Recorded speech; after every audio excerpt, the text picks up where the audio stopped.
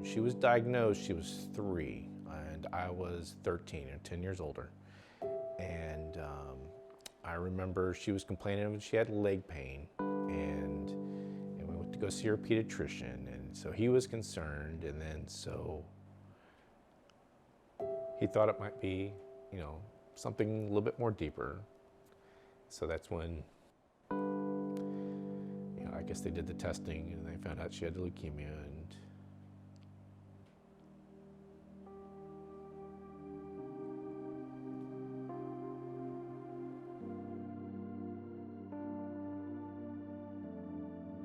Hi, my name is Rachel. I'm a cancer survivor. Age 3 is diagnosed with AML, 8, had a bone marrow transplant. Thankfully, my oldest brother, Sean, was my bone marrow donor. So spent 5 years in and out of the hospital, and all I wanted to do was go back to school and be a regular kid.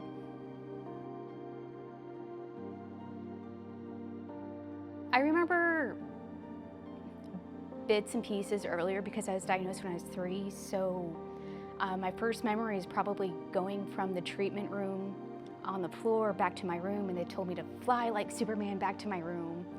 And then I remember putting in, I think, my first line on my arm. My brother Sean is my bone marrow donor. He's also my oldest brother. He was the one that always kind of kept me checked into reality of what happens outside of cancer and hospitals and stuff like that. I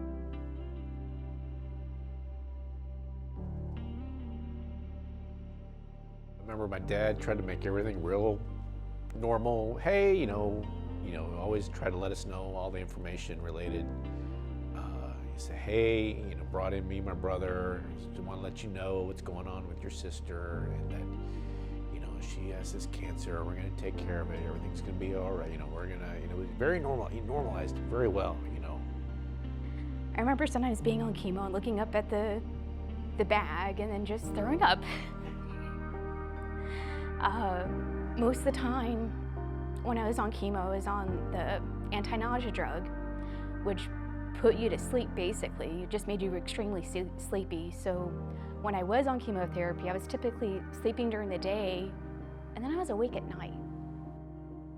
During my treatment, Candlelighters was just forming. So it was during my later years of being on treatment that they were there. And what made the biggest difference I saw was for my mom. Candlelighters is a group that really offers emotional support and to an extent financial support to some of the things.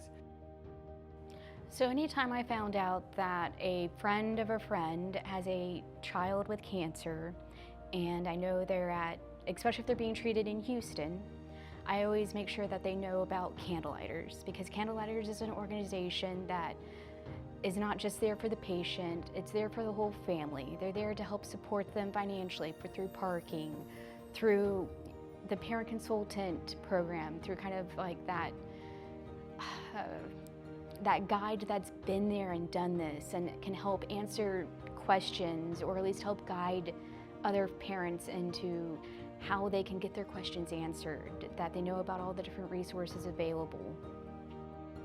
You don't cut off a relationship just because you finish chemo or just because the patient dies. You keep in touch with them because they become your family or extended family. I think going through Rachel's treatment without the support of Candlelighters would have made the whole experience a lot harder on my brother and myself, and on my parents.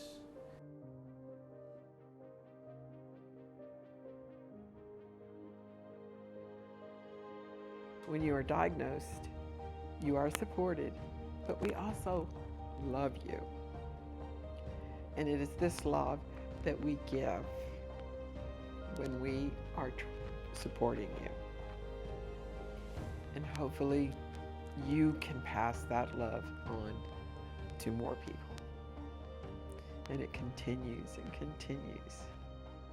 Many times Long-term survivors are kind of considered like a unicorn, like you only hear about them in fairy tales. They hardly ever come back. And I wanted to be that survivor that, you know, while my career didn't take me into the medical field, I wanted to be that survivor that would come back and say, you know, you can survive this. There could be a future.